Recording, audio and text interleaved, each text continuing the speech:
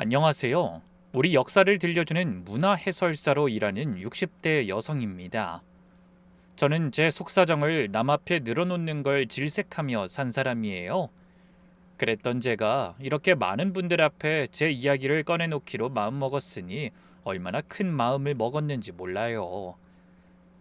제가 지금부터 여러분께 드릴 이야기는 아마 믿기 어려우실 거예요. 저조차도 이 일을 겪는 내내 이게 정말 나한테 벌어지는 일이 맞나 싶었으니까요. 하지만 한 글자도 지어낸 게 없다는 것만은 하늘에 대고 맹세할 수 있어요. 그리고 저와 비슷한 처지에 놓인 세상 어딘가에 또 다른 어머니 한 분이라도 이런 실수를 절대 하지 않았으면 하는 마음에서 사연을 썼으니 잘 들어주셨으면 좋겠어요.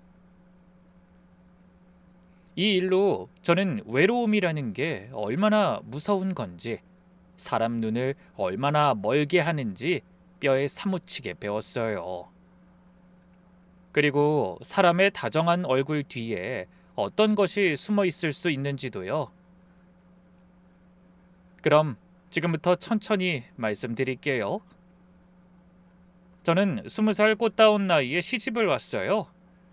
부모님이 정해준 자리였는데 남편은 말수가 적어도 속이 깊고 성실한 사람이었죠. 그 덕에 처음 몇 년은 남부러울 것 없이 살았답니다. 남편이 작은 사업을 벌였고 저는 그 곁에서 살림을 하며 아이 하나 낳는 게 유일한 소원이었어요. 그런데 인생이라는 게 어디 마음먹은 대로 되던가요. 아이가 늦게 생겨서 애를 태우던 무렵 남편 사업이 기울기 시작했어요. 믿었던 사람에게 뒤통수를 맞았다고 하더라고요. 자세한 사정은 저도 잘 몰랐어요. 남편은 그런 걸 말해주는 사람이 아니었으니까요. 다만 어느 날부터 낯선 사람들이 문을 두드렸고 결국 살던 집까지 내주고 단칸방으로 옮겨갔죠. 살림살이를 하나둘 내다 팔던 그 추운 겨울을 지금도 잊지 못해요. 그 힘든 무렵에 딸이 태어났어요. 하필 제일 어려울 때 온 아이라 저는 이 아이가 복덩이인지 아닌지도 모른 채 젖을 물렸죠. 그런데 참 신기하게도 그 조그만 게 저를 보고 방긋 웃으면 하루의 고단함이 씻은 듯 가시는 거예요. 전 그때 이를 악물고 결심했어요.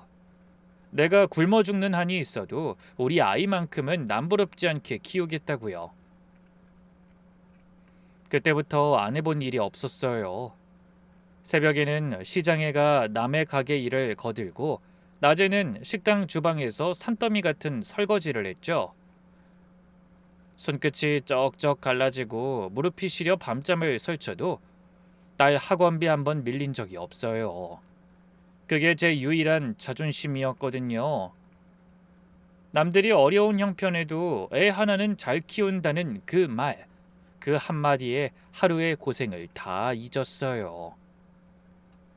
사실 저는 젊었을 때부터 역사를 공부하고 싶은 꿈이 있었어요. 옛사람들이 어떻게 살았고 저 오래된 궁궐에 어떤 사연이 있는지가 그렇게 궁금했죠. 하지만 형편이 허락하지 않아서 그런 건 배부른 사람들 이야기라고 생각하며 일찌감치 마음을 접었어요. 그러다 딸을 다 키우고 쉰을 훌쩍 넘긴 어느 해 우연히 문화해설사를 모집한다는 걸 알게 됐어요. 다들 이 나이에 무슨 공부냐고 다들 말렸지만 밤늦게까지 책을 파고들고 남들 앞에 서는 연습을 하며 시험을 준비했습니다. 합격 통보를 받던 날 딸을 붙잡고서 울었어요. 이 나이에 참 이런 날이 나한테도 다 오는구나. 네 덕분이야 정말. 딸이 놀라서 제 등을 토닥이며 그러더군요. 엄마 왜 울어? 좋은 일인데 왜? 그리고 엄마가 열심히 해서 다 이룬 거야. 딸은 쉬는 날이면 관람객인 척 슬쩍 제 뒤에 서서 해설을 듣곤 했죠. 사람들이 제 얘기를 듣는 모습을 흐뭇하게 보다가 사람들이 흩어지면 제 손을 꼭 잡아주면서 그랬어요. 우리 엄마 이 세상에서 제일 멋있어. 나도 나중에 나이 들어서 엄마처럼 살 거야. 전 그 한마디에 세상을 다 가진 것 같았답니다. 그런데 행복은 너무 짧더군요. 딸 하나 바라보며 살던 저에게 하늘이 무너진 건 지금으로부터 10년 전이었어요. 남편이 절 먼저 두고 떠난 거예요. 그날도 남편은 여느 때처럼 이른 새벽에 일을 나갔는데 길에서 가슴을 움켜쥐고 그대로 쓰러졌어요. 손 한 번 제대로 못 잡아보고 마지막 말 한마디 못 나누고 허망하게 보냈죠. 저는 한동안 남편 없는 새벽이 무서워 불을 켜놓고 잤어요. 그 슬픔을 저는 딸 하나 바라보며 견뎠어요. 남편의 빈자리가 사무칠 때마다 딸을 봤죠.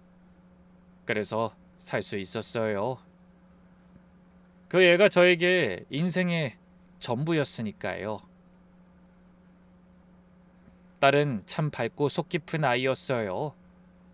어려운 살림에도 삐뚤어지는 법이 없었고 오히려 저를 챙기려 들었죠. 회사에 다니면서도 제 끼니를 걱정하고 계절이 바뀌면 제 옷부터 사들고 왔답니다. 그 모습을 보면서 저는 늘 그랬어요. 네 것이나 좀 사라니까. 엄만 이만하면 됐어. 그러면 딸은 눈을 흘기면서 그랬어요. 엄마 딸이 사주는 건데 좀 기분 좋게 받아. 응? 나중에 후회하지 말고 웃으면서. 지금 생각하면 그 말이 어쩌면 저에게 남긴 예언 같았어요.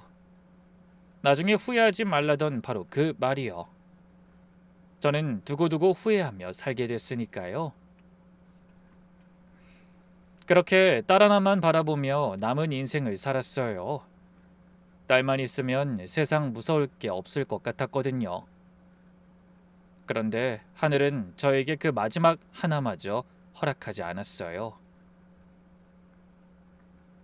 어느 비 오던 밤, 우리 딸이 저수지에서 차와 함께 발견된 거예요.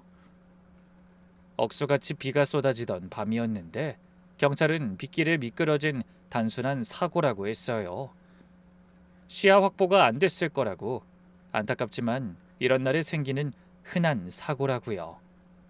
저는 그 말을 들으면서도 무슨 소린지 하나도 알아듣지 못했어요. 사람이 너무 큰 걸 한꺼번에 잃으면 슬픔이 오히려 안 느껴져요. 그냥 온몸이 텅 비어버리는 것 같죠.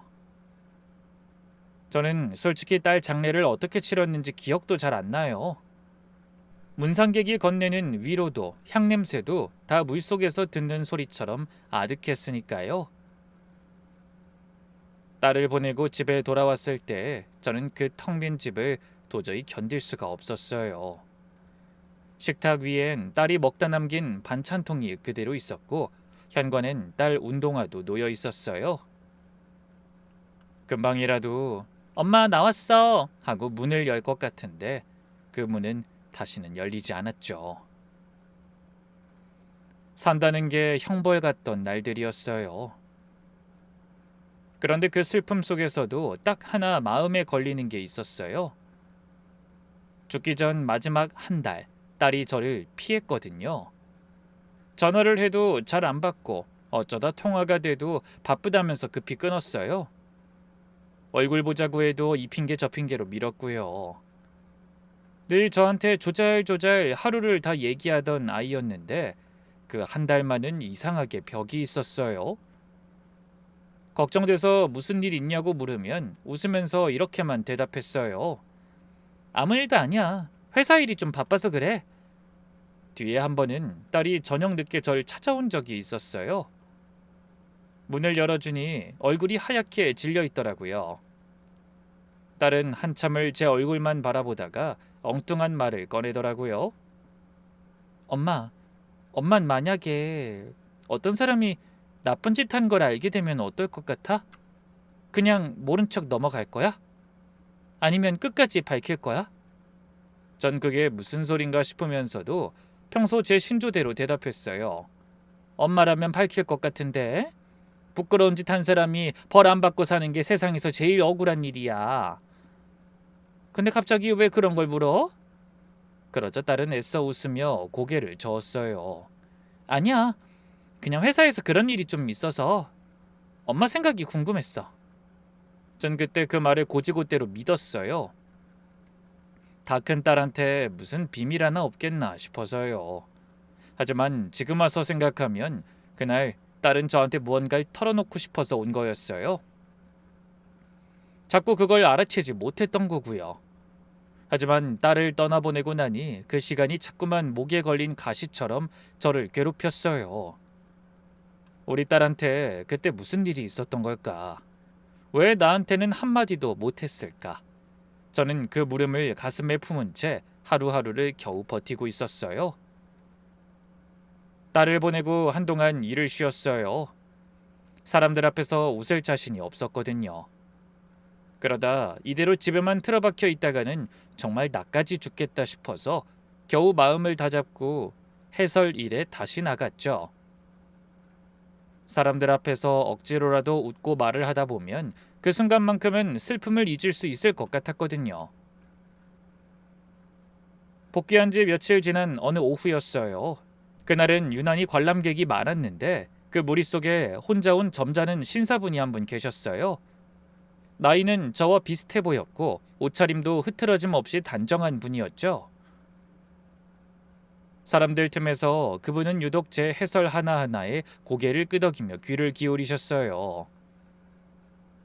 다른 사람들이 사진 찍고 웃고 떠드는 동안 그분만은 제 설명 하나하나를 조용히 새겨 듣더라고요. 그렇게 해설이 끝나고 사람들이 하나둘 흩어진 뒤였어요. 그분이 조용히 제게 다가왔어요. 손에는 따뜻한 종이컵 하나가 들려 있었어요. 그걸 저한테 건네며 그러더라고요. 오늘 설명 잘해주셔서 너무 좋았습니다. 말씀 많이 하셔서 목이 쉬겠어요. 별것 아닌 그 한마디에 저는 이상하게 코끝이 시큰해졌어요. 딸을 보내고 나서 누구 하나 저한테 고생한다고 애쓴다고 말해준 사람이 없었거든요. 다들 제 눈치만 살필 뿐이었죠. 제가 그 컵을 받으려고 휴대폰을 다른 손으로 옮기는데 하필 그때 화면에 딸 사진이 훤히 떠 있었어요. 배경화면을 딸 웃는 얼굴로 해뒀거든요. 활짝 웃고 있는 딸 얼굴을 보자 눌러놨던 눈물이 저도 모르게 주르륵 흘러내렸어요. 낯선 사람 앞에서 이 무슨 주책인가 싶어 얼른 고개를 돌렸죠. 그런데 그분은 아무것도 묻지 않았어요. 대신 말없이 주머니에서 손수건을 꺼내주셨어요. 그러고는 제가 눈물을 다 닦을 때까지 그저 묵묵히 제 곁에 서 있더라고요. 제 쪽도 위로의 말도 없이요. 그 침묵과 기다림이 저에게는 어떤 말보다도 큰 위로였어요. 한참 만에 제가 겨우 입을 열었어요. 죄송해요. 처음 뵙는 분 앞에서 제가 별거를 다... 그러자 그 남자분이 옅게 웃으며 그러더라고요. 괜찮습니다. 저도 가슴에 묻은 사람이 있어서요. 그 마음 조금은 압니다. 그 말에 저는 그분을 다시 봤어요. 이분도 누군가를 잃은 사람이구나. 그래서 이렇게 남의 슬픔 앞에서 조용할 줄 아는 거구나. 이상하게 그분을 보면 마음이 놓였어요. 그분은 제가 커피를 다 비울 때까지 벤치 한쪽에 앉아 기다렸어요. 그러다가 헤어지는 길에 저한테 조심스레 묻더라고요. 실례가 안 된다면 방금 그 사진 혹시 따님이신가요? 저는 잠시 망설이다 고개를 끄덕였어요. 네, 맞아요. 우리 딸이에요.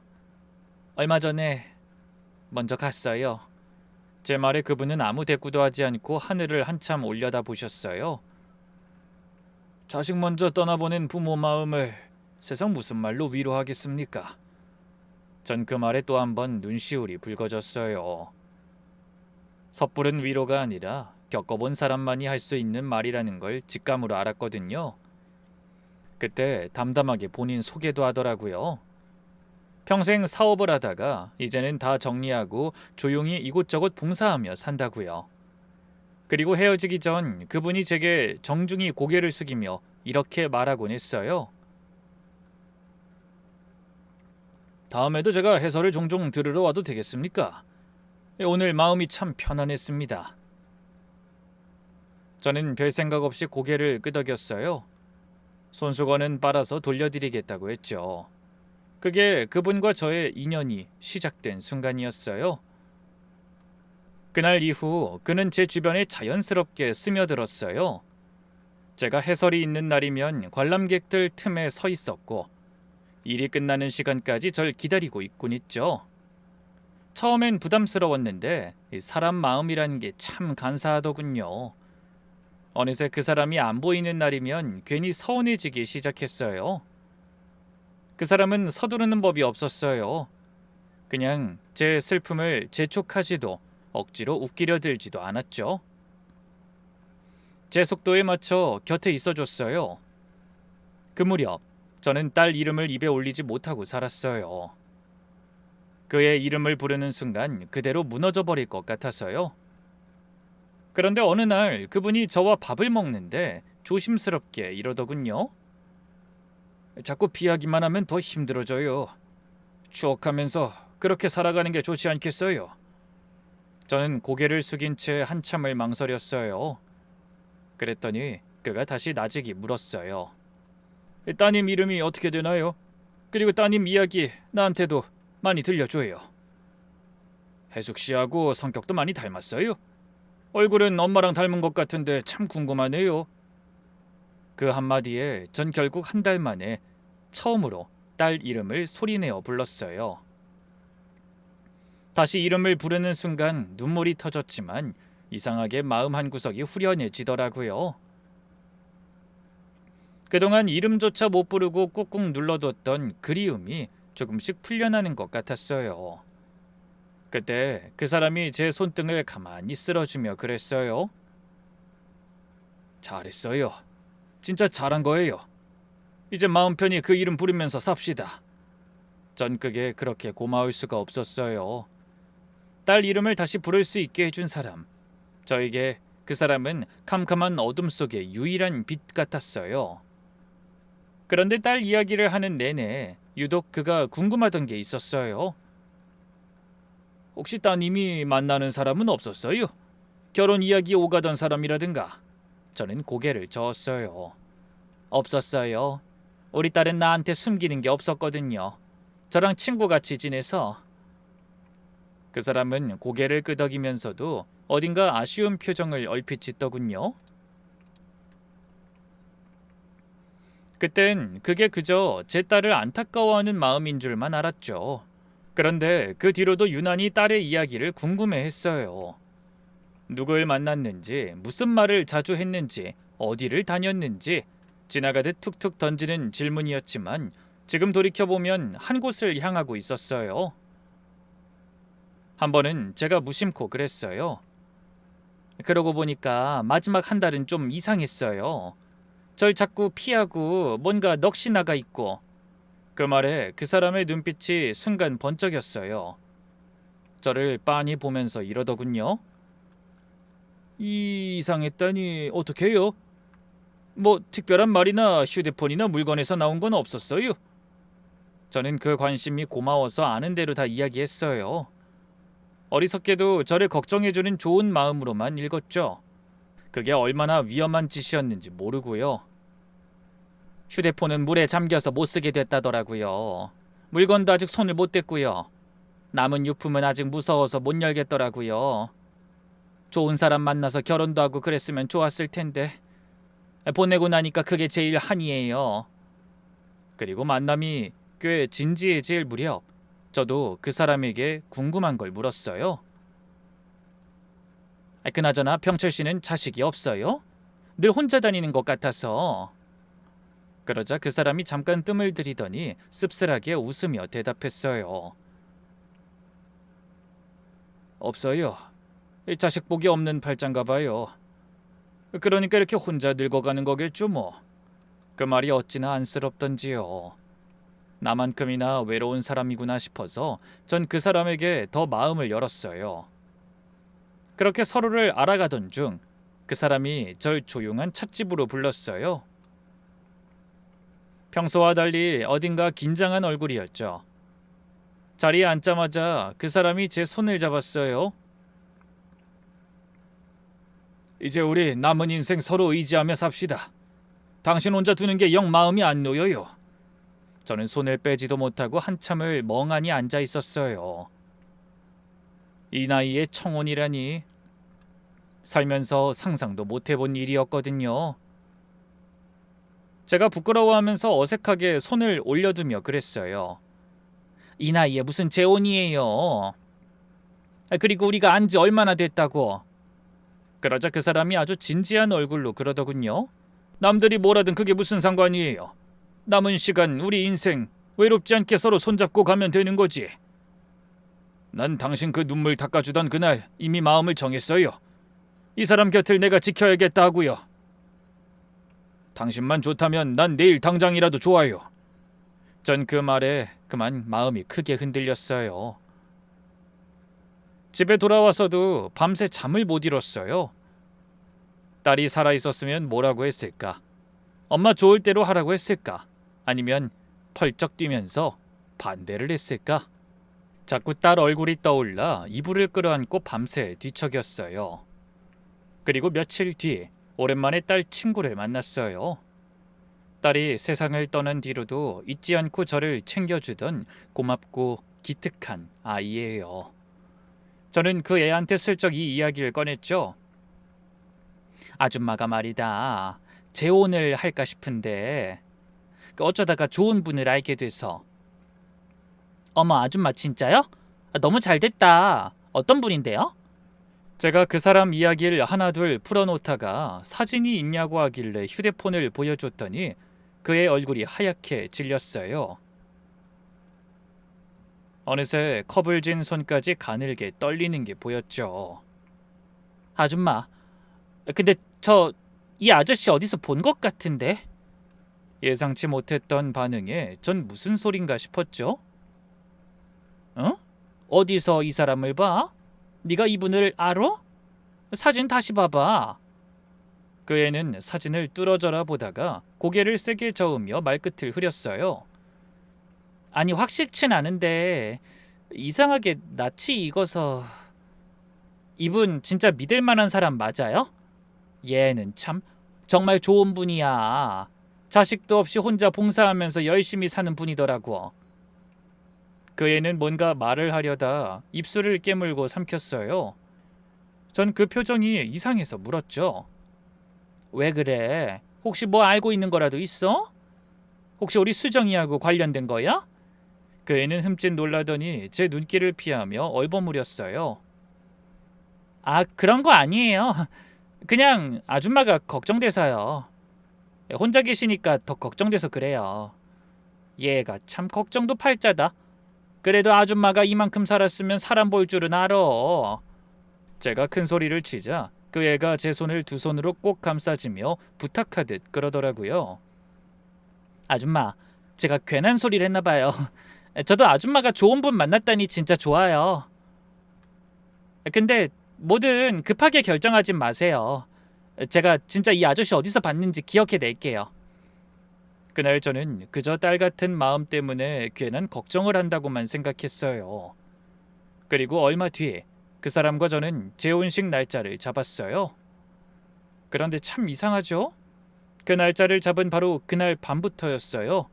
갑자기 우리 딸이 꿈에 나타나기 시작한 거예요. 저는 곤히 잠들었다가 딸의 목소리에 소스라치게 놀라 깼어요. 아니 깼다기보단 꿈속이었죠. 딸이 제 앞에 서 있었어요. 그런데 그 곱던 얼굴이 온통 눈물범벅이었어요. 엄마, 제발 재혼하지 마세요. 그 사람 옆에 가지 마요. 전 놀라서 딸에게 손을 뻗었어요. 하지만 아무리 손을 뻗어도 그 애한테 닿지가 않는 거예요. 한번 안아주려고 했는데 딸은 울면서 같은 말만 되풀이했어요. 엄마 부탁이에요. 제발요. 그 사람은 안 돼요, 엄마. 전 온몸이 식은땀에 젖은 채로 잠에서 깼어요. 심장이 방망이질을 하고 온몸이 부들부들 떨렸죠. 그때도 저는 제 마음 한구석에 재혼에 대한 죄책감이 있어서 그게 꿈으로 나온 거라고만 생각했어요. 그런데 그날도 끝이 아니었어요. 그 다음날 밤에도 또 그 다음날도 딸은 매일같이 같은 자리에 서서 울며 애원했어요. 날이 갈수록 그 애 얼굴은 더 또렷해지고 목소리는 더 절박해졌어요. 나중에는 제 팔을 붙잡고 늘어지는 것처럼 생생했죠. 어느 밤엔 딸이 온통 비에 젖은 채로 나타났어요. 머리끝에서 물이 뚝뚝 떨어지는데 서럽게 이러더라고요. 엄마, 저 사람이 나를... 그런데 딱 거기까지였어요. 딸은 그 말을 끝맺지 못하고 사라져 버렸어요. 저는 말해보라고 소리치다가 잠에서 깼어요. 베개가 눈물로 흥건히 젖어 있었죠. 전 그날 밤을 뜬 눈으로 꼬박 새웠어요. 나중에는 제가 딸에게 애원을 하며 말했어요. 엄마한테 말을 좀 해줘, 응?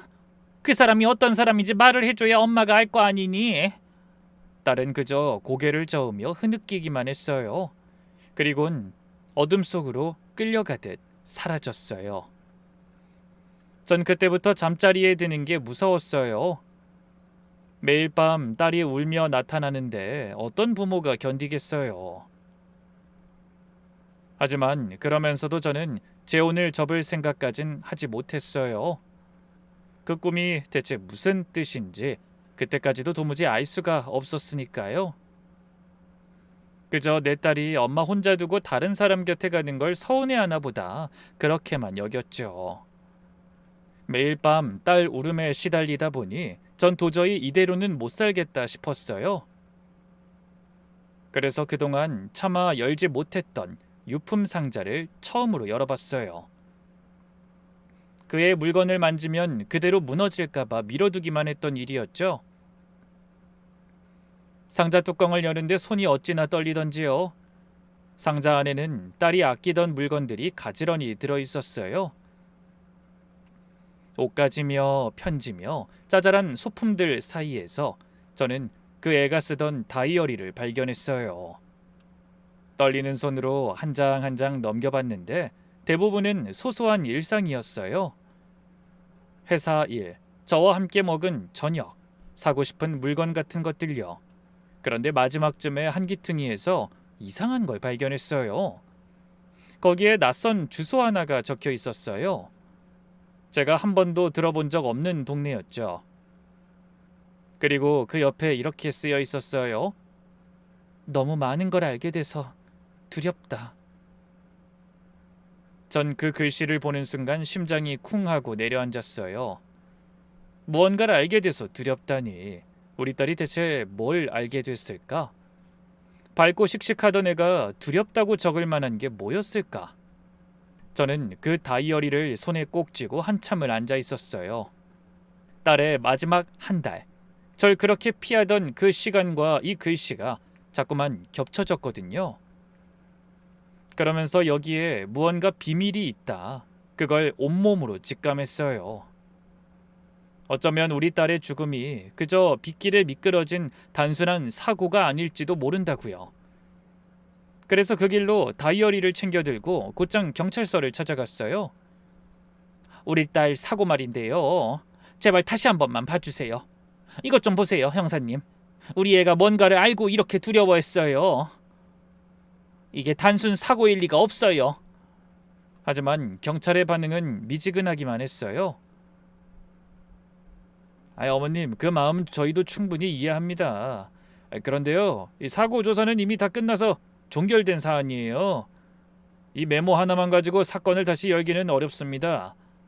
이런 글은 누구나 힘들 때 쓸 수 있는 거고요. 어머니, 일단 진정하시고 댁으로 돌아가세요. 그럼 이 주소는요? 우리 애가 뭘 두려워했다잖아요. 이게 그냥 넘길 일이에요? 저는 결국 문전박대를 당하다시피 하고 경찰서를 나왔어요. 돌아온 건 형식적인 위로뿐이었어요. 억지로 발길은 돌렸지만 이대로 포기할 순 없었어요. 저는 다이어리에 적힌 그 주소를 직접 찾아가 보기로 했어요. 낯선 동네를 한참 헤맨 끝에 겨우 그 집을 찾았죠. 오래된 빌라였어요. 떨리는 마음을 겨우 누르고 초인종을 눌렀어요. 잠시 후 문이 열리고 웬 젊은 남자가 얼굴을 빼꼼 내밀었어요. 35쯤 되어 보이는 멀끔한 청년이었죠. 저는 다짜고짜 물었어요. 저기 혹시 우리 딸 이수정이라고 알아요? 그러고는 휴대폰 속 딸 사진을 그 앞에 들이밀었어요. 그 순간 청년의 얼굴이 눈에 띄게 굳어졌어요. 눈동자가 크게 흔들리는 게 저한테도 다 보였죠. 하지만 그는 이내 애써 태어난 척 고개를 저으며 그러더라고요. 네? 모르는데요. 처음 보는 사람인데요, 저는. 저는 혹시나 싶은 마음에 물러서지 않고 계속 물었어요. 잘 좀 봐주세요. 우리 딸이 이 주소를 적어놨어요. 한 번만 봐주세요. 정말 모르겠어요? 그러자 청년은 눈에 띄게 당황하며 말을 더듬기 시작했어요. 모른다니까요. 저 지금 바빠서요. 그만 가세요. 계속 이러면 신고할 거예요. 그러곤 제 얼굴 바로 앞에서 문을 쾅 닫아버렸어요. 잡아떼는 그 목소리는 떨리고 있었고 저를 바라보는 눈빛엔 분명 당황과 두려움이 서려 있었어요. 저는 닫힌 문 앞에 한참을 우두커니 서 있었어요. 온몸에 소름이 쫙 돋았죠. 모르는 사람이라면서 왜 저렇게 사색이 될까? 왜 우리 딸 사진을 보고 얼굴빛이 변할까? 또 모르는 사이라면 그냥 모른다고 하면 그만인데 신고까지 하겠다고 하면서 왜 저렇게 쫓기듯 도망을 칠까? 저는 마지막으로 닫힌 문에 대고 다시 한번 소리쳤어요. 이봐요. 우리 애한테 무슨 일이 있었던 거예요? 제발 대답 좀 해줘요. 부탁이에요. 하지만 안에서는 아무 대답도 들리지 않았어요. 인기척만 죽은 듯 사라졌죠. 저는 한참을 그 앞에서 서성이고 있었어요. 그리고 문을 걸어 잠그는 걸 소리를 들으며 확신이 들었죠. 저 청년은 우리 딸을 분명히 안다. 알면서 잡아떼는 거다. 분명 우리 딸의 죽음 뒤에 제가 상상도 못할 비밀이 숨어 있다는 생각이 들기 시작했어요. 그리고 그 비밀의 실타래가 이제 막 제 손끝에 잡히기 시작했다는 것도 느꼈죠. 저는 그 빌라를 나서며 이를 악물었어요. 우리 딸한테 무슨 일이 있었는지 제가 반드시 다 밝혀내겠다고요. 그 청년이 제 얼굴 앞에서 문을 닫아버린 뒤로 저는 그 일을 마음에서 지울 수가 없었어요. 밤에 눈을 감으면 흔들리던 눈동자가 떠오르고 딸의 다이어리에 적힌 그 한 줄이 자꾸 맴돌았죠. 너무 많은 걸 알게 돼서 두렵다던 그 글씨요. 그리고 매일 밤 우리 딸은 여전히 꿈에 나와 울면서 절 말렸어요. 그런데 이상하게도 그 문 앞에 다녀온 뒤로 딸의 꿈이 조금 달라졌어요. 이제는 재혼하지 말라고만 하는 게 아니라 어딘가를 손가락으로 가리키는 거예요. 마치 저더러 더 파보라는 것처럼요. 저는 손끝이 가리키는 곳이 어딘지 반드시 알아내야만 했어요. 저는 며칠을 그 빌라 근처에서 서성였어요. 나이든 여자가 남의 집 앞을 맴도는 게 남들 보기에도 얼마나 이상했겠어요. 지나가는 사람들이 힐끔거리고 경비 아저씨가 다가와 누굴 찾느냐고 물을 때마다 애먼 핑계를 대며 자리를 옮겼죠. 그래도 저는 멈출 수가 없었어요. 우리 딸이 왜 그 집을 알고 있었는지, 저 청년이 왜 그렇게 사색이 됐는지 그걸 알아내기 전에는 제가 도저히 살 수가 없을 것 같았거든요. 그렇게 며칠째 되던 오후였어요. 저는 골목어기 전봇대 뒤에 숨어 그 집을 지켜보고 있었죠. 그런데 낯익은 차 한 대가 그 앞에 멈춰서는 거예요. 그런데 그 차를 바로 알아봤어요. 저와 재혼하기로 한 그 사람, 병철 씨 차였어요. 순간 제 눈을 의심했어요. 저 사람이 왜 여기 있지? 심장이 미친 듯 뛰기 시작했어요. 그런데 얼마쯤 지났을까요? 그 청년이 문을 열고 나오더니 병철 씨와 은밀하게 이야기를 나누기 시작했어요. 둘은 주위를 살피며 목소리를 낮췄고 병철 씨가 청년의 어깨를 툭툭 두드리는 모습까지 보였어요. 저는 그 자리에 그대로 얼어붙었어요. 분명 자식이 없다던 사람이었어요. 자식 복이 없어서 혼자 늙어간다고 그렇게 씁쓸하게 웃던 사람요. 그런데 저 청년과 저렇게 가까이 얽혀 있다니 대체 저 둘은 무슨 사이일까? 그 순간 전 온몸에 소름이 돋았어요. 매일 밤 우리 딸이 왜 그렇게 울며 절 말렸는지 어렴풋이 알 것 같았거든요. 그 꿈은 그냥 꿈이 아니었어요. 우리 딸이 저 사람을 두고 안 된다고, 옆에 가지 말라고 그렇게 애원한 데에는 분명한 이유가 있었던 거예요. 밤새 한숨도 못 자고 뜬 눈으로 지새우다 날이 밝자마자 예전부터 알고 지내던 한 분을 찾아갔어요. 오래전 강력계에서 오래 일하다 은퇴하신 저희 해설을 자주 들으러 오시던 형사님이었죠. 맘 놓고 이런 이야기를 털어놓을 사람이 그분밖에 없었거든요. 저는 딸의 다이어리를 내밀며 사정을 다 이야기했어요. 형사님, 우리 딸 사고 아무래도 이상해요. 다시 좀 봐주세요. 부탁이에요. 그분은 제 이야기를 다 듣고 한참을 말없이 계시더니 무겁게 입을 열었어요. 내가 은퇴한 몸이라 힘은 없지만 아는 후배한테 부탁해서 기록은 한번 들여다볼게요. 근데 마음 단단히 먹으셔야 돼요. 이런 거 파고들면 파고들수록 더 아픈 법이거든요. 형사님, 전 이미 다 잃은 사람이에요. 우리 애가 왜 그렇게 갔는지 그것만 알면 돼요. 그분은 제 눈을 한참 들여다보시더니 조용히 고개를 끄덕였어요. 일주일 정도 지나 그분이 절 다시 부르셨어요. 표정이 몹시 어두웠죠. 알아봤는데 이상한 게 한둘이 아니에요. 우선 그 차 블랙박스가 침수로 손상됐다고 폐기됐는데 그게 좀 석연치가 않더라고요. 요즘 그런 건 웬만하면 다 복원이 될 텐데 그런데 아예 폐기를 해버린 거죠. 마치 누가 일부러 없앤 것처럼 말이에요. 저는 침을 꿀꺽 삼켰어요. 그럼 그 말은 어쩌면... 그분은 잠시 뜸을 들이다 다시 말을 이었어요. 그리고 최초 신고 시각이 사고가 났을 때로 추정되는 시각보다 한참이나 늦어요. 따님이 만약 사고 직후에 조금 더 빨리 발견됐으면 어쩌면 살 수도 있었다는 얘기죠. 그 말을 듣는 순간 전 그 자리에 털썩 주저앉고 말았어요. 살 수도 있었다니. 누군가가 조금만 빨리 알렸으면 우리 딸이 살 수도 있었다니. 그런데 아무도 신고를 하지 않아서 그 골든타임이라는 걸 놓쳐서 우리 애가 그렇게 갔다니. 그 말을 듣고서 이를 악물었어요. 그리고 그날부터 다정하던 병철 씨를 의심의 눈으로 바라보기 시작했어요. 그런데 참 이상한 게 아무리 그 사람을 뜯어봐도 청년과 만났다는 것 말고는 도무지 의심할 만한 구석이 없는 거예요.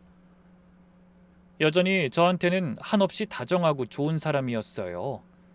제 딸 이야기에 함께 눈시울을 붉히는 그 모습을 보고 있으면 방금 전까지 품었던 의심이 다 제 착각인가 싶을 정도로요. 그래서 저는 더 혼란스러웠어요. 다정한 얼굴 뒤에 정말 무서운 비밀이 숨어 있는 건지 아니면 슬픔에 지친 제가 애먼 사람을 몰아세우는 건지 분간이 안 됐거든요. 그렇다고 대놓고 물어볼 수도 없었어요. 그 청년이랑 무슨 사이냐고 따져 물으면 순순히 사실대로 답해줄 리가 없잖아요. 오히려 제가 뭘 알아챘는지 눈치채고 더 깊이 감추거나 저를 경계할 게 뻔했죠. 그럼 진실은 영영 묻혀버릴 테고요. 그래서 저는 마음을 다잡고 머리를 쓰기로 했어요. 겉으로는 여전히 그 사람을 믿고 따르는 척하면서 뒤에서 조용히 진실을 캐기로요. 우리 딸을 위해서라면 저는 못할 게 없었으니까요. 결국 큰맘 먹고 흥신소라는 곳을 찾아갔어요. 평생 남 뒷조사 같은 걸 해본 적 없는데 그 문을 두드린 거예요. 문 앞에서 몇 번을 망설였는지 몰라요. 이래도 되나? 내가 지금 무슨 짓을 하려는 건가 싶어서요. 하지만 매일 밤 울며 나타나는 딸의 얼굴이 그 안으로 저를 떠밀었어요. 전 그 사람들에게 병철 씨와 그 청년의 뒤를 밟아달라고 부탁했어요. 두 사람이 무슨 사이인지, 무슨 이야기를 나누는지 그것만 좀 알아봐 주세요. 며칠이 지나 흥신소에서 연락이 왔어요. 저는 떨리는 마음으로 그 사무실을 찾아갔죠. 담당 탐정이 녹음된 파일 하나를 제 앞에 조심스레 내려놓으며 말했어요. 어머니, 두 사람이 조용한 데서 나눈 대화인데요. 저희도 듣고 좀 놀랐습니다. 그 녹음을 듣는 순간 저는 세상이 무너지는 것 같았어요. 흘러나온 진실은 제가 상상했던 그 어떤 것보다도 잔인했거든요. 알고 보니 그 청년은 병철 씨의 아들이었어요. 자식이 없다던 그 사람에게 멀쩡히 살아있는 아들이 있었던 거예요. 그리고 그 아들은 우리 딸이 1년 가까이 몰래 만나온 사람이었어요. 제가 그렇게 모르는 줄 알았던 딸의 비밀 연인이요. 녹음 속에서 그 청년의 목소리가 두려움에 떨리고 있었어요. 아버지, 저 요즘도 악몽을 꿔요. 그때 119만 불렀어도 살 수도 있었잖아요. 그러자 병철 씨가 서늘하게 그 말을 잘랐어요. 쓸데없는 소리 그만해. 그날 일은 너랑 나 둘만 하는 거야. 아무 일도 없었던 거라고. 근데 아버지, 걔 엄마가 캐고 다녀요. 어제도 저희 집에 찾아왔다고요. 저 너무 불안해요. 그러니까 내가 그 여자 옆에 붙어 있는 거잖아. 얼마 안 남았어. 결혼만 하면 돼. 그땐 내가 뭘 알아내도 다 막을 수 있어. 넌 아무 걱정하지 마. 그러곤 그 사람이 소름 끼치게 평온한 목소리로 이렇게 덧붙였어요. 그리고 너 걔한테 미안해할 것도 없어. 남의 집 비밀을 함부로 들쑤시고 다니니까 그런 벌을 받은 거야. 지 스스로 당한 사고야. 우리가 뭘 했냐? 괜히 맘 약해져서 일 그르치지 마. 그리고 걔 만나지 말라고 몇 번을 말했어. 내 말 그렇게 안 듣더니 결국 이 꼴이 났잖아. 너하고 나 우리 집안까지 다 조질 뻔한 거 몰라?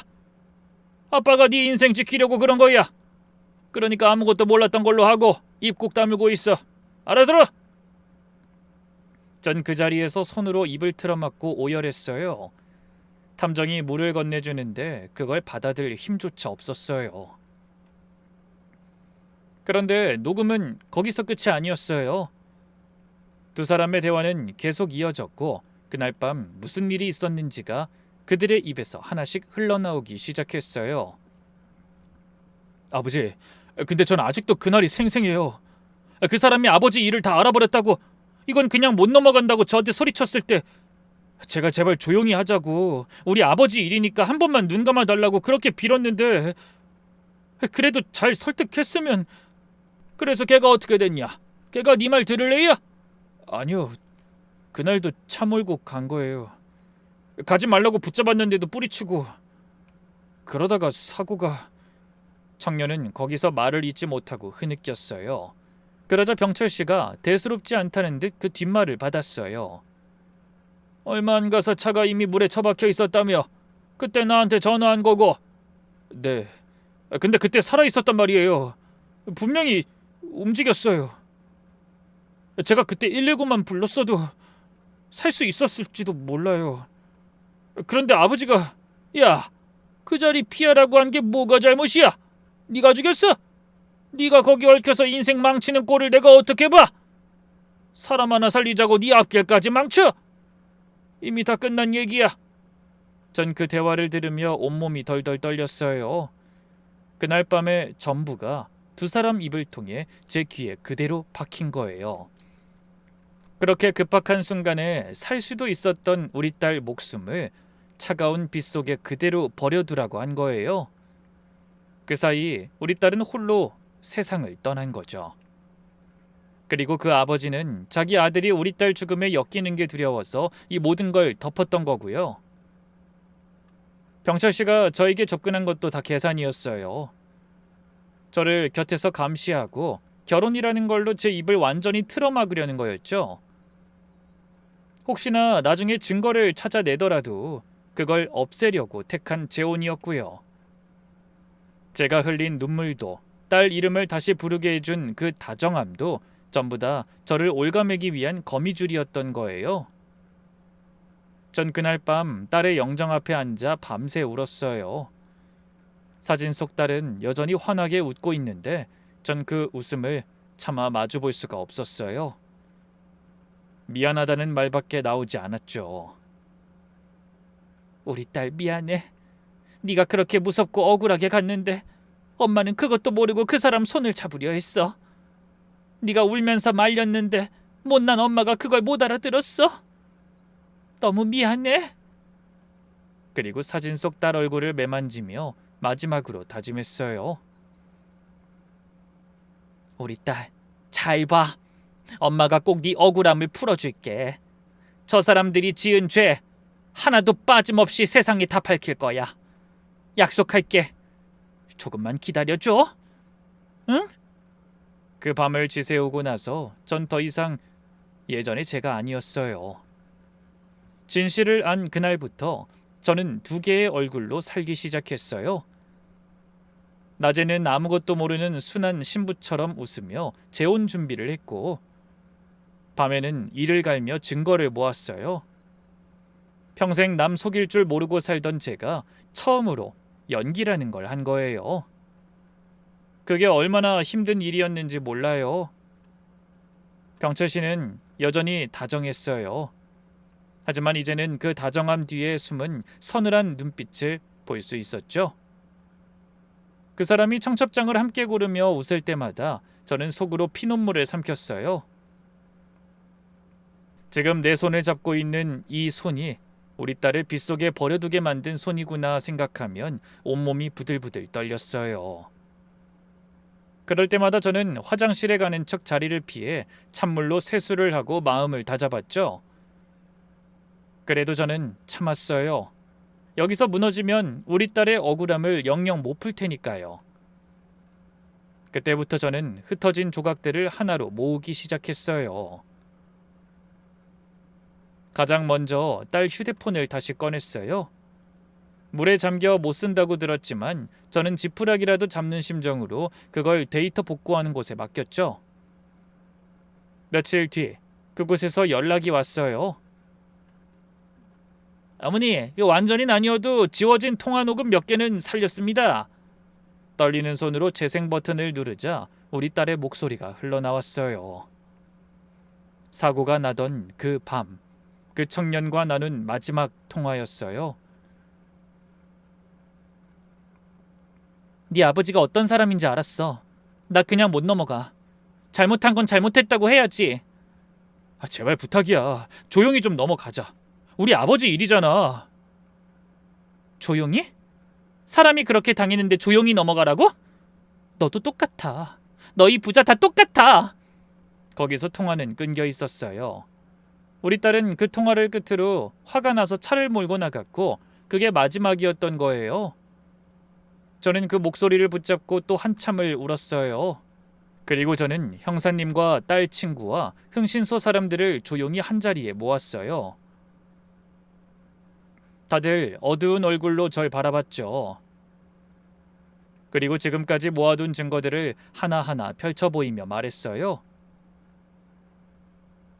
저는 조용히 묻고 싶지 않아요. 저 사람들이 세상 사람들 다 보는 앞에서 자기 입으로 죄를 실토하게 만들 거예요. 경찰서 조용한 방에서 조서 몇 장 쓰고 끝나는 거 전 그거 싫어요. 우리 딸이 당한 만큼 저 사람들도 무너지게 할 거예요. 제가 끝을 봐야겠어요. 제 말에 다들 한동안 말이 없었어요. 그때 딸 친구가 제 손을 꼭 잡으며 그러더군요. 아줌마, 저도 도울게요. 그 아저씨 저도 이제야 기억났어요.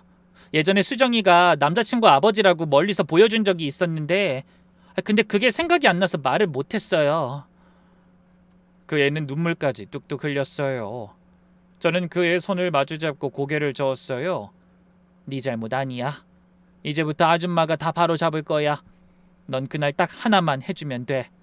뭔데요, 아줌마? 제가 뭐든 할게요. 그날 식장에서 내가 신호를 주면 준비해둔 걸 틀어주기만 하면 돼. 나머진 내가 할게. 우리는 그렇게 며칠 밤을 머리를 맞대고 계획을 짰어요. 형사님은 아는 후배 형사들을 하객으로 심기로 했고 흥신소 사람들은 만일을 대비해 식장 밖에서 대기하기로 했죠. 저는 그 계획을 짜면서 오랜만에 살아있다는 느낌을 받았어요. 우리 딸을 위해 뭐라도 하고 있다는 그 사실이 저를 다시 숨쉬게 했거든요. 그렇게 저는 끝까지 연기하며 그날을 기다렸어요. 모든 걸 터뜨릴 그 재혼식 날을요. 그리고 드디어 그날이 왔어요.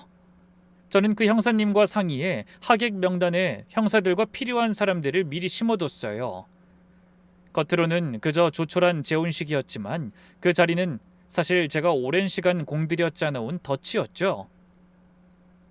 저는 신부 화장을 하며 거울 속 제 얼굴을 봤어요. 웃고 있는데 눈에선 눈물이 흘렀어요.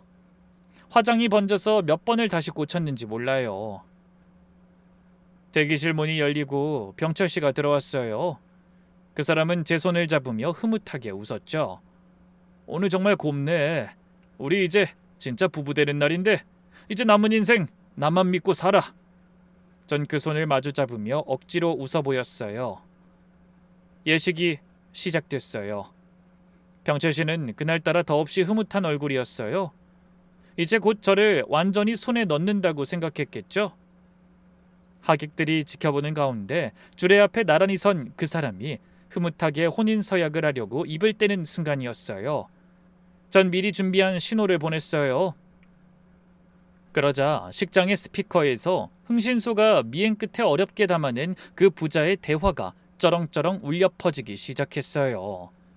그때부터 식장이 순식간에 얼음처럼 얼어붙었어요. 웃고 있던 하객들의 얼굴이 굳고 여기저기서 웅성거림이 새어나왔죠. 병철 씨의 얼굴에서 핏기가 싹 가시는 게 보였어요. 그 사람은 다급하게 주위를 둘러보며 소리쳤어요. 이게 무슨 소리야? 누가 이런 장난을? 당장 꺼! 거기 당장 끄란 말이야! 하지만 녹음은 멈추지 않았어요. 그날 밤 무슨 일이 있었는지가 두 사람 입으로 낱낱이 흘러나왔죠. 그 목소리가 울려 퍼지자 하객석 뒤편에 앉아있던 그 청년이 벌떡 일어섰어요. 사색이 된 얼굴로 온몸을 부들부들 떨더니 그 자리에 무너지듯 주저앉으며 울부짖었어요. 잘못했습니다. 제가 그랬어요. 제가 그때 신고만 했어도 그 사람 안 죽었어요. 제가 죽인 거예요. 아버지가 피하라고 해서 전 그냥 도망쳤어요. 무서워서 도망쳤어요. 죄송해요. 하객들 사이에서 비명 같은 탄식이 터져나왔어요. 어떤 사람은 손으로 입을 막았고 몇몇 사람들은 웅성거렸죠. 그리고 그 순간 그토록 점잖고 다정하던 병철 씨의 가면이 완전히 벗겨졌어요. 그 사람은 아들에게 성큼성큼 달려가 멱살을 잡고 소리쳤어요. 이 미친놈아! 입 다물어! 그 입 다물라고! 네가 지금 무슨 짓을 하는지 알기나 해! 놔요 아버지! 저 이제 못 견디겠어요. 매일 밤 그 사람이 꿈에 나와요. 저 좀 놔줘요! 하객들 앞에서 엉겨붙어 실랑이를 벌이는 꼴이라니. 그토록 완벽하게 위장하고 살던 두 사람의 민낯이 그렇게 만천하에 드러난 거예요. 바로 그때였어요. 제 안에서 그동안 이를 악물고 눌러왔던 모든 것이 한꺼번에 터졌어요.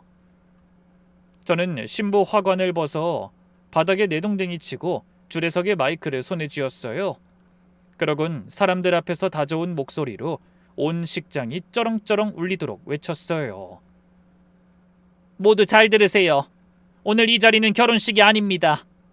우리 딸을 죽음으로 내몰고 그걸 덮으려고 속인 자들의 재판입니다. 제가 이 사람들이 한 짓 끝까지 밝혀낼 겁니다.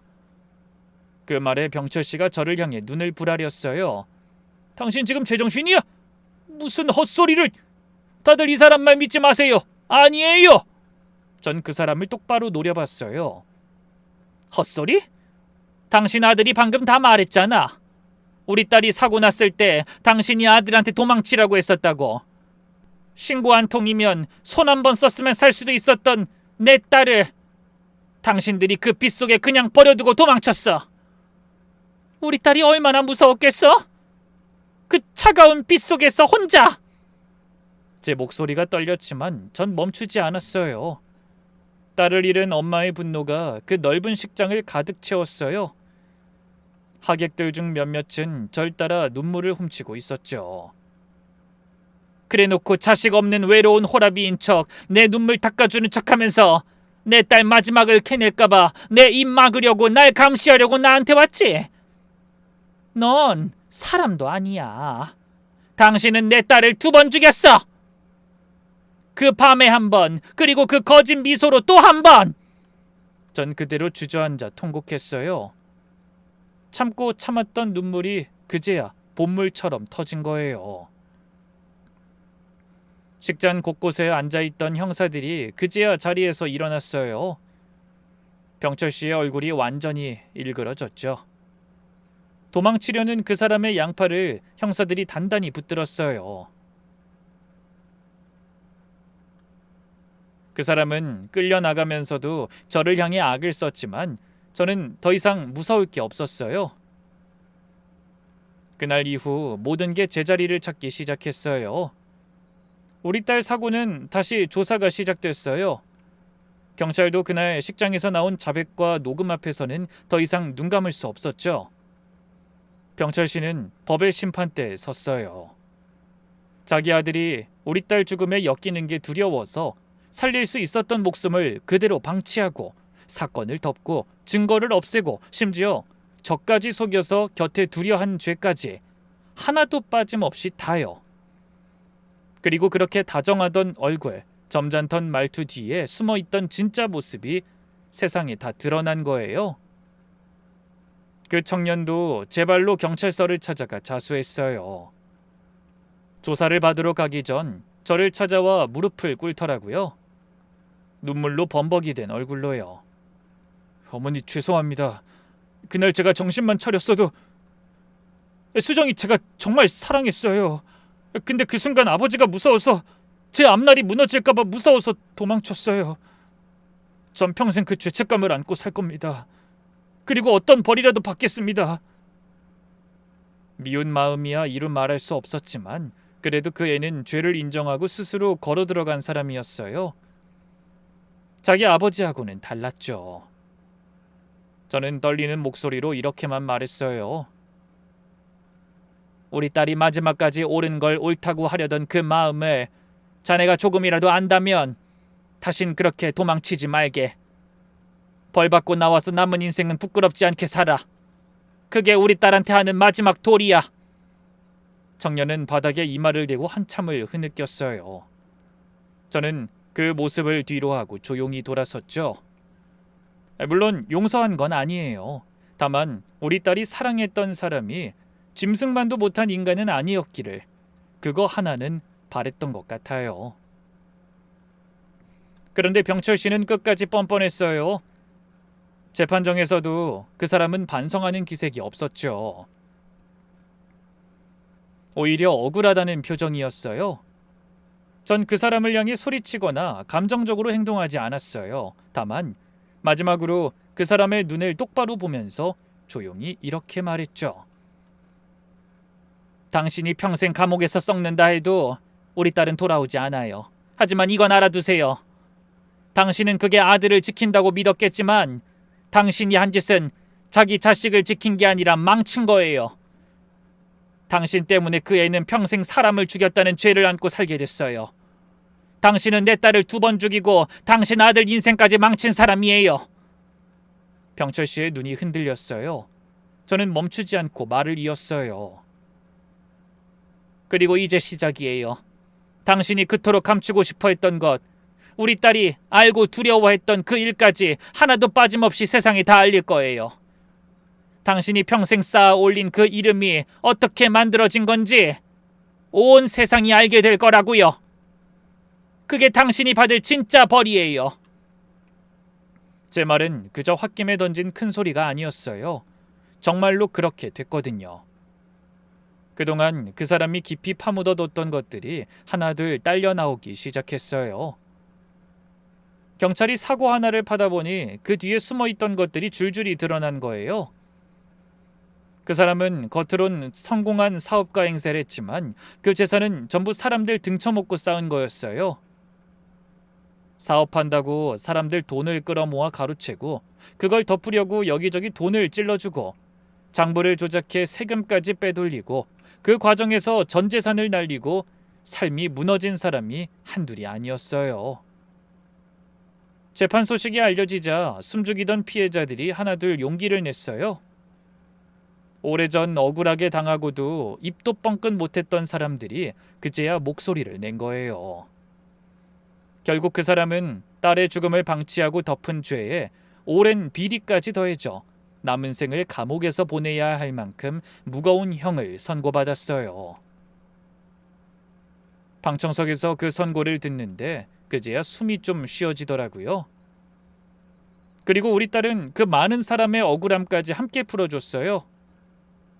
그날 집에 돌아와 딸에게 이렇게 말했어요. 우리 딸, 네가 무서워하면서도 끝까지 옳은 걸 지키려던 그 마음이 결국 이 많은 사람을 살렸어. 엄마는 그런 딸을 뒀다는 게 정말 자랑스러워. 그날 밤 이후로 우리 딸이 더 이상 울면서 꿈에 나오지 않아요. 요즘은요, 밝게 웃으면서 가끔 나타나요. 예전에 제 해설을 몰래 듣고는 저를 꼭 안아주던 그 밝고 환한 얼굴로요. 꿈에서 깨고 나면 베개가 젖어 있지만 이제 그 눈물은 예전 같은 눈물이 아니에요. 이제 딸 얼굴을 볼 때마다 마음이 놓여요. 우리 딸의 억울함을 풀어줬다는 것, 그거 하나로 남은 인생을 살아갈 힘을 얻었어요. 오늘도 저는 고궁으로 나가요. 낯선 이들 앞에서 오래된 담벼락의 사연을 풀어놓다 보면 어딘가에서 우리 딸이 관람객인 척 저를 지켜보고 있을 것만 같아요. 그럴 때면 속으로 우리 딸한테 인사를 건네곤 해요. 우리 딸, 엄마 오늘도 잘하고 있지? 하고요. 마지막으로 저와 같은 처지의 노인분들께 꼭 드리고 싶은 말이 있어요. 외로움이라는 건 참 무서운 거예요. 사람 눈을 멀게 하고 다정한 얼굴 뒤에 숨은 것을 못 보게 만들죠. 누군가 완벽한 모습으로 다가온다면 한 번쯤 멈춰서 물어보세요. 이 사람이 정말 나를 위해 온 걸까? 아니면 무언가를 원하는 걸까 하고요. 특히 지난 상처를 깊이 캐묻는 사람이라면 더더욱 조심하셔야 해요. 그리고 마음 어딘가에서 자꾸만 이상한 신호가 온다면 부디 그걸 넘기지 마세요. 그건 어쩌면 이 세상 누구보다 당신을 아끼는 이가 보내는 마지막 경고일지도 모르니까요. 아무리 외롭고 힘들어도 마음의 눈만은 뜨고 사세요. 부디 이 이야기가 세상 어딘가에 또 다른 어머니 한 분을 지킬 수 있길 진심으로 바랍니다. 그리고 하늘에 있는 우리 딸에게도 엄마의 이야기가 가닿기를 바라며 여기서 마칠게요.